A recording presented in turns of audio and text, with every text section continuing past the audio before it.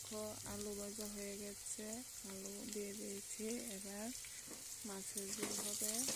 আলুগুলো ভাজা হয়ে গেছে, এবার তুলে নিচ্ছি। দেখো আলুগুলো ভাজা হয়ে গেছে লাল লাল করে, এগুলো তুলে নিয়েছি। এবার ভেন্ডি ভাজা করে নেব। লবণ দিয়ে দিচ্ছি।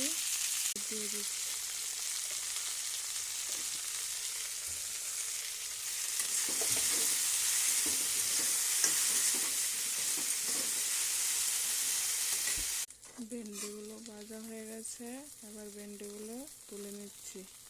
তারপর তেল দিয়ে দিচ্ছি। মাছের ডিম ভাজবো। ততক্ষণে আমি মাছের মশলা করে নিয়েছি। জিরা, আদা, কাঁচামরিচ বেটে নিয়েছি। দেখাতে পারিনি, মাছের মশলা কষানো হচ্ছে, ফোড়ন দিয়ে দিলাম।